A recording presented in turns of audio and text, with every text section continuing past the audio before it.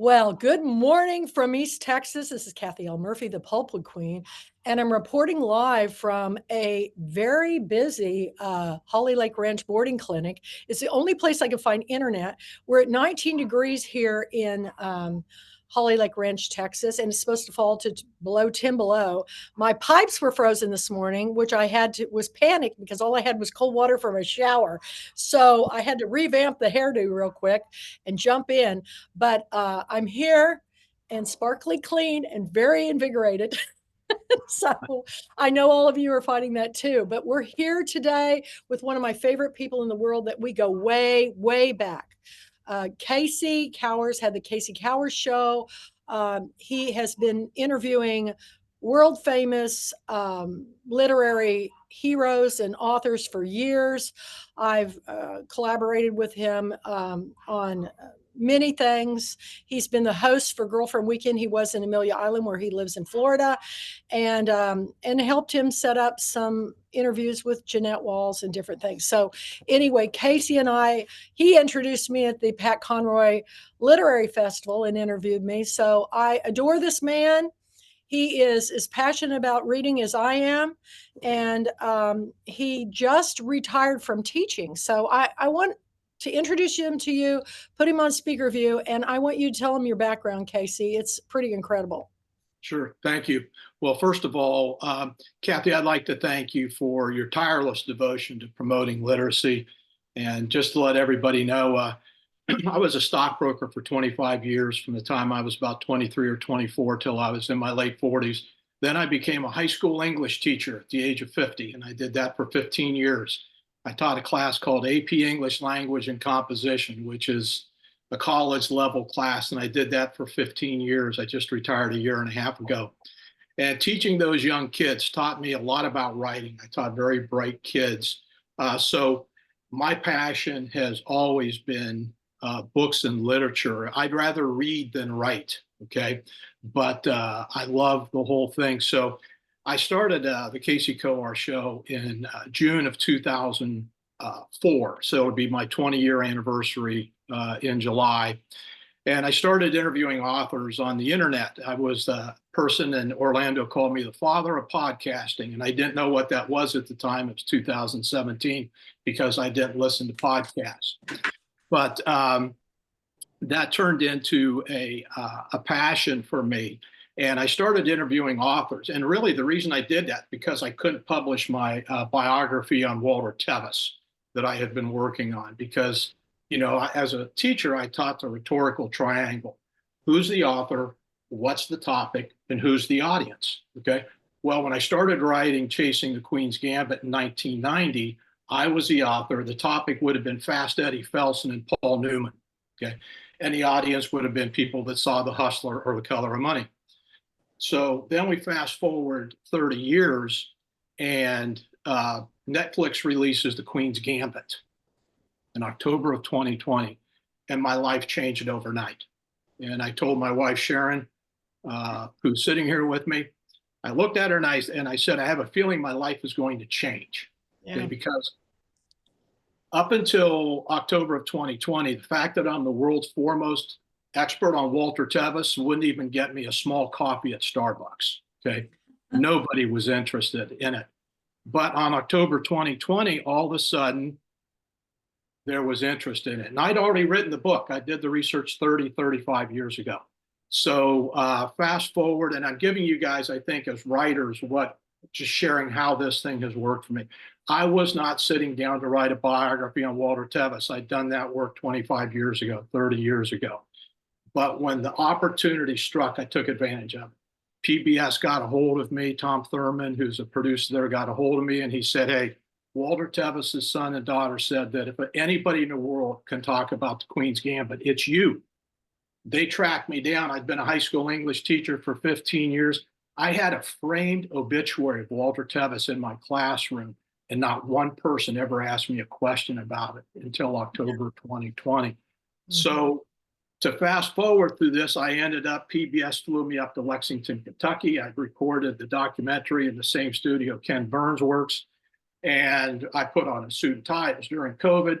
And I will tell you, in July of 2021, a PBS documentary came out called Walter Tevis, A Writer's Gambit. And I remember they sent me a final cut 2 days before it was released nationally on PBS, and it's a great acclaim. And again, Sharon was sitting there watching me. And about 8 minutes into the PBS documentary, there I am. And it's like Kacey Kowars, writer, biographer. And I was featured in the PBS documentary. And probably in one scene, I say that The Color of Money is about, or The Queen's Gambit is about the topic of obsession. And you do a hard cut, and they cut to Anya Taylor-Joy in Hollywood saying, the theme is obsession. And I looked and I was like, that's my 10 seconds of fame right there. I was on the screen with Anya Taylor-Joy for about 10 or 15 seconds. So that led to a book contract with the University of Kentucky Press in their film literature series. I signed a contract in September of 2021. They gave me a small advance, and I wrote the first draft in 6 months, which was too fast. And it ended up that what I wanted to write, what they wanted me to publish, were two different things. So we parted ways about a year and 3 months ago, very amicably. They let me keep the small advance they'd given me. And I sucked it up and I said, what book do I want to write about Tevis? I don't give a what anybody thinks anymore. I've been working on this for 35 years. And here's the truth, Kathy, and you know me.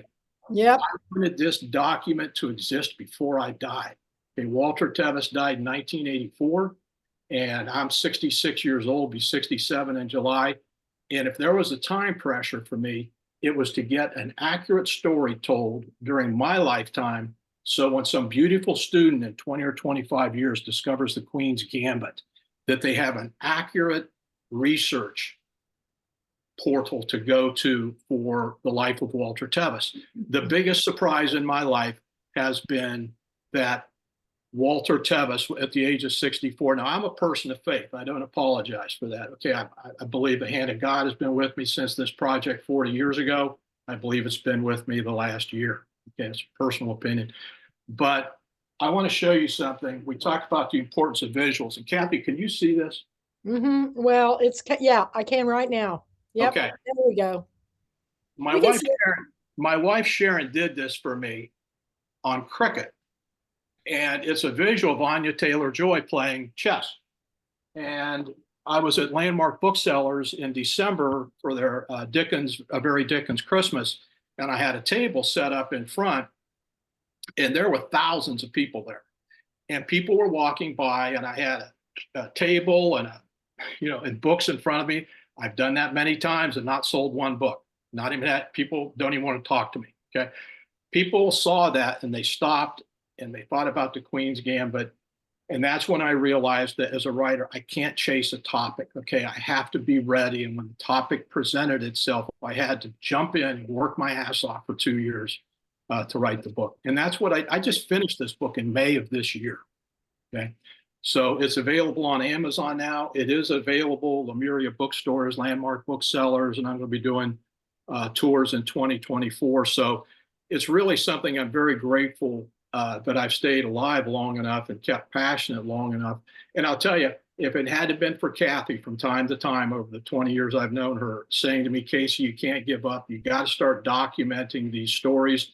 I probably would have given up a couple of times. So the reason I say that is all of the book tours that I'm doing right now, I'm setting them up through contacts I've met through Kathy and through book club conventions over the years. Okay, you don't jump into the publishing world and cold call booksellers and store event managers and try to pitch them. Okay, I worked long and hard to develop social media platforms for 20 years. Okay, and I'm glad it's working out well. I decided to self-publish this book, and I will tell you it's the best decision I've ever made. So it just speeds the time up so quickly. Amazon is amazing in how they distribute books, and the Kindle Unlimited, all those kinds of things. So this is a result of 20 years of hanging around with people like Kathy and you and learning from everyone on how you actually try to get books out into the wild. Okay. Kacey, can you tell everybody some of the other authors you've had the privilege of interviewing and your books, The Celebration of Words? Tell them about that. Well, Kathy, I'll give you the real-time update on where I'm at because you're kind of in a process of metamorphosis yourself. And one thing I've learned with Walter Tevis is I bet the right horse with Walter Tevis 35 years ago. I bet a couple good horses. Jeannette Walls, Kathy introduced me to Jeannette Walls. I interviewed her in 2006. That interview's been listened to 500,000 times around the world, and I've never made a penny off of that. Okay, so I want to let everyone know that if you want to make money, don't become a writer, okay? Because you'll spend more money than you'll make, okay? But along the way, the horse I really bet was Michael Connelly, who writes Bosch and The Lincoln Lawyer. And 20 years ago, I interviewed Michael Connelly the day he published The Lincoln Lawyer. Actually, it was 2005. And so what I'm doing now, I've discovered with Walter Tevis is the book that people want to read, not necessarily that I want to write, but the book that people want to read is how does Michael Connelly come up with Harry Bosch and Mickey Haller? What's his process? Well, luckily I recorded these interviews 15, 20 years ago. So I'm transcribing them. And so my next book is going to be along the lines of Chasing the Queen's Gambit, but more like Chasing Harry Bosch. Okay. But it's not me writing about Harry Bosch. It's Michael Connelly talking about Harry Bosch. And I was just graced by God to see a talent Connelly at the time. And then the one after that, probably because of my age, will probably be James Lee Burke, who I think is the best novelist in America. I don't even think it's close. But James Lee Burke and I have been dear friends for about 25 years now. So I think I found my niche in writing about writers. Okay. So And nobody is doing this that has as much passion as you, Kacey. I mean, everybody from Horton Foote, everybody that you've done, it's nobody. He's got the recordings, so it's an audio history. These should go to the Smithsonian. I mean, it's amazing who all you've interviewed. well, Horton Foote was fascinating for me because I see the technology. I interviewed Horton Foote with a dual cassette tape recorder in Manhattan in 2004, walked through a blizzard to get to his brownstone. And I met Horton Foote at the Swanee Writers Conference. And one of my goals was I like people that tell me I can't do something because that gives me a goal. People told me Horton Foote's never talked about Harper Lee and To Kill a Mockingbird. And I said, well, I'm going to change that. So I stalked Horton Foote. Okay, I went to the Swanee Writers Conference. I sat and talked to him afterwards. I gave him a ride back to his hotel. I became friends with his daughter, Daisy Foote. I interviewed her. And finally, I screwed up the courage to call Romulus Linney, a playwright, and ask for Horton Foote's home number. It took me 5 years to work up that courage. I called Horton Foote. He answered the phone. And I flew to New York in December when we sat down and I read every book, every play, every short story he'd ever written. I had no notes. And we sat there the first 20 minutes. It was in December of 2004. I went through every movie. And finally, he said, Kacey, can we take a break? And I said, yeah. He said, I forgot a couple of those books you mentioned. I don't even know who was in that movie. I'm 87 years old. And I said, okay. He goes, have you read everything, son, that I've ever read? And I said, yes, sir, I have. And I have. So we come back from the break, and I said, welcome to part 2 of Kacey Kowars Show with Horton Foote. And I said, Mr. Foote, I'd be doing you a disservice. I'd be doing my audience a disservice if I didn't ask you about Harper Lee and To Kill a Mockingbird. And my hand to God, he winked at me, and he told me that I had done my research. And for the first and only time, he talked for about 10 minutes about his relationship with Harper Lee and how the adaptation took place. That ended up in Carol Lee's biography on Harper Lee. Carrie Madden Lunsford wrote something about Harper. So anybody that writes anything about Harper Lee usually cites my interview with Horton Foote. Now that was 2004. I had no idea what I was doing. I can remember walking through the snow saying, what are you doing? Literally, what are you doing? Any writer knows that feeling. Okay, I'm insane. And the weather was like it is out there today. But you know what? When I look back over my life, you could not hand me a check with an amount of money on it that would mean what meeting Horton Foote and having him talk about Harper Lee and Robert Duvall and all of the people that Horton Foote knew. So Kathy was the one who encouraged me, Kacey, you've got to transcribe these. You've got to tell the story. How did you meet Horton Foote? But I have been obsessed with books since I was a kid. I view it as a gift that I was given now. And I'm just grateful that I have that passion. I think anybody that's, gets up and comes to something like this, I'm talking to, fellow lovers of the word here. So, but yeah, on my website, which is the ChasingTheQueen'sGambit.com, I have interviews with over 125 writers. There's probably 300 or 400 hours of interviews up there. It's all free. You just click broadband and listen to it. And I've been having a blast doing that. So I think my next venture is going to be more towards taking advantage of my relationship with Michael Connelly. By the way, Michael Connelly came to my classes, my high school in 2010, and taught all my classes for a day. And that was after he published The Lincoln Lawyer. So I found that writers, if I try to help writers, it gets reciprocated as well. So, but I just love the Pulpwood Queens, and we've all got to pitch in and try to support literature and authors and books right now. Thank you, Kacey. It's an amazing story. I'm going to open it up where anybody has any questions. If you haven't read The Queen's Gambit or seen the Netflix series, maybe you should read Kacey's book first and then do so. It was one of the best series on Netflix. It was so unusual. It was as soon as I watched it, I said this was as good as the novel. But she realized that novel was written in 1983. Yeah, right. And Walter wrote The Color of Money in 1984, and then died 8 days later. There was no interest in The Queen's Gambit for 30 years. It's that I knew both of Walter's wives very well, and we never talked about The Queen's Gambit once. Tell them about Mockingbird too, because that's one a lot of people don't know about. Tevis's classic, which is being discovered now, is called Mockingbird. It's a prescient view into the 21st century in a world where not only have books are being banned, it's illegal to read. And it was Walter Tevis was an alcoholic, and he wrote The Hustler in 1959, The Man Who Fell to Earth in 1963, and then became a professor and drank too much for 16 years. He sobered up at the age of 50, got sober, went through treatment, and wrote a book called Mockingbird, which was he said The Man Who Fell to Earth was his descent into alcoholism.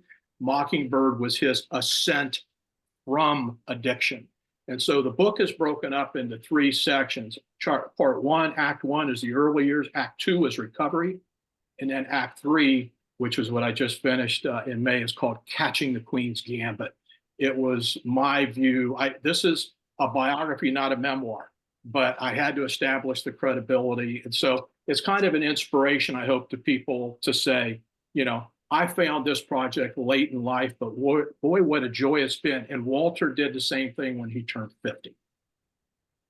The important thing for authors to hear is passion projects. Yeah. I mean, if you're writing a passion project, get it to me, because I can tell when an author writes a story that needs to see the world. I mean, I am really good at it. Before I even started the Pulpwood Queens, I worked in an independent bookstore as a buyer and did all their events. And I could pick Oprah's book before she would pick it. And they go, "How do you do that?" And I go, "Well, I know what she likes to read stories about some child who's overcome adversity. I can almost guarantee you the next book is going to be this," and it would be. And it was no surprise to me when Oprah called, her production company called me and said, "We want to do a show on you." And I was on Oxygen Network for a show called Dallas Style, featuring 3 women from Texas doing something different. And I told everybody before, I was pretty thrilled about that, because I'd always admired her book club is what got the world reading again. And but what was still amazing to me is who I was on there with. A lady who ran a tea room in Dallas, recycled clothing store, repurposed clothing store in Austin, and then a little unknown singing sensation from Houston. Her name was Beyonce. So, passion is something that I hope all of you think about. It's not over for me. I'm just getting started. I know that. And so I need all my authors, and I need you so much, because books save me, and Kacey's stories about author stories will change the way you view reading. I love that schools are picking up his books for course adoption. And, read A Celebration of Words. He's got 2 volumes. And they're amazing stories for some of the best authors in the country. So, and nobody else is doing what you do, Kacey. Any questions, comments? Jump in quick. Kacey, can I send you good books? How do I establish a dialogue with you to see if you want to meet any of our authors? My email, the best way to contact me is I have a Facebook page called A Celebration of Words. And I post I have three social media platforms. My main would be Facebook, A Celebration of Words, where I post long book reviews. I recommend books. And so direct message me on A Celebration of Words, okay? And then I have Kacey Kowars Facebook, which is just my Facebook with my friends. And then I have an Instagram account, Kacey Kowars. But if you want to get in touch with me about a book, A Celebration of Words on Facebook. Okay. Yep. Okay. Great. Now, the Kacey Kowars Show, you can go on that website and you listen to the interviews. Sometimes it pops up and it'll say that I'm selling Cialis because Google's not real tight on there, or GoDaddy's not real tight. So I was actually at the Pulpwood, Queens in January, and someone said, I just put in CaceyKowars.com and a Cialis ad popped up. And I said, well, how do you think I pay for all this stuff? I said, this isn't cheap coming here to Amelia Island and that kind of thing. I says, I got to sell something. And, there's a book of writers, and so they laughed. Okay. But yeah, Sure. But yeah, I'm very accessible.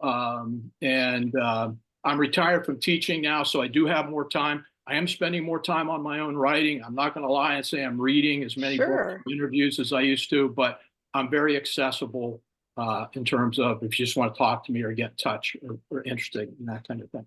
Anything?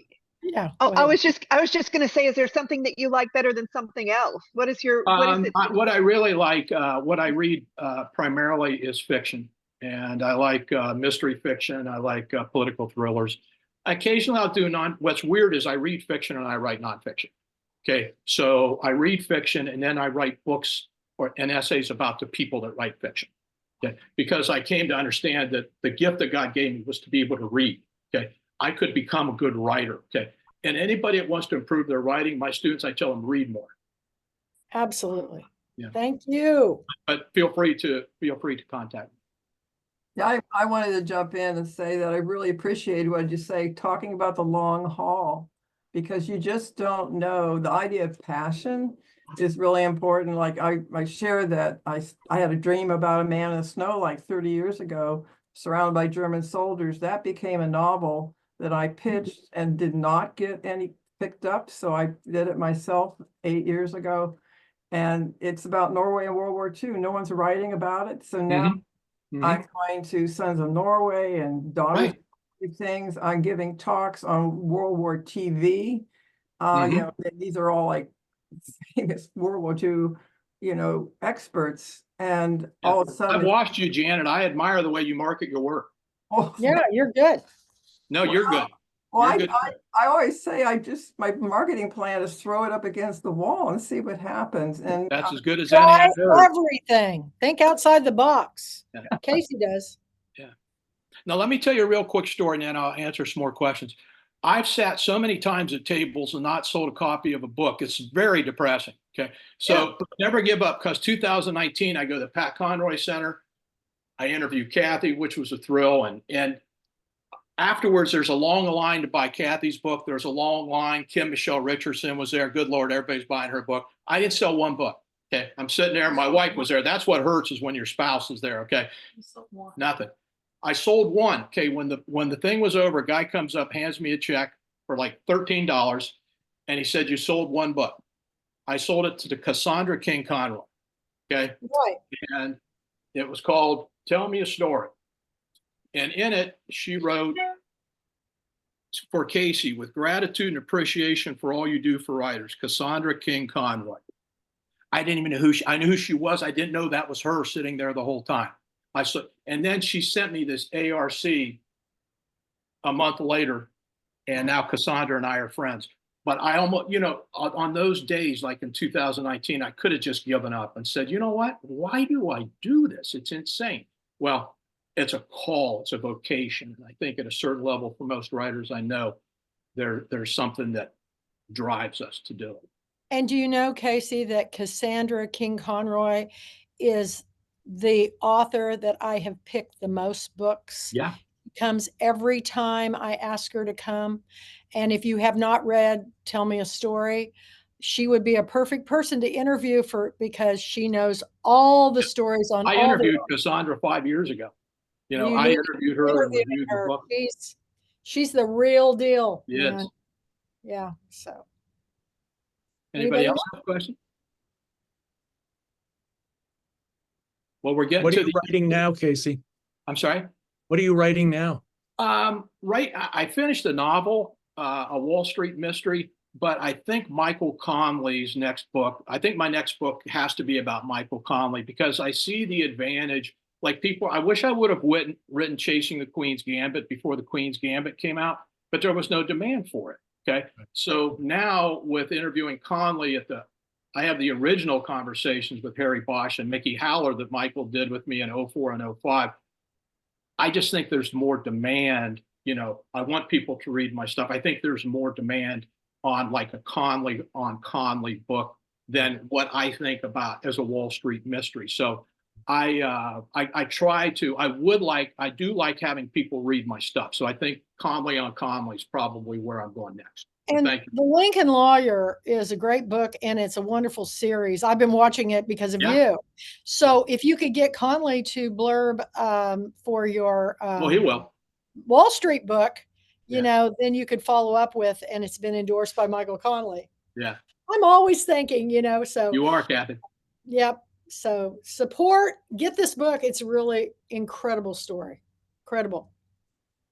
Thank you, Kathy, for all you've done. And thank you all for getting up this morning and being here. And I look forward, you know, last year somebody asked me, they kept wanting to meet me and talk to me at Amelia Island. And I said, I'm sorry, I can't do that. I go to every panel. I listen to every author, what they have to say, you know, so I learn from these things. I come here and I take away from this. Hopefully I add something, but you know, it's not, you know, we're all in this together. So thank you, Kathy, and I look forward to the ventures ahead. Oh, we're going to have them for sure. So thank you, thank you, thank you. Okay, we're going to break again, and we're coming back next with my co-host, Jeffrey Lawrence Matthews, and it's our big panel on artificial intelligence. And I know Barbara Davis said she was going to join. So any of you authors that had any kind of interaction with, you know, books being pirated and things on artificial intelligence, please come. So take a quick break and we'll be back. I guess we start at exactly let's see, what time do we start? 10:30 your time. Yep. Okay. All right. We'll see you in a few minutes. Thank you, Kacey. Thank you. Thank you.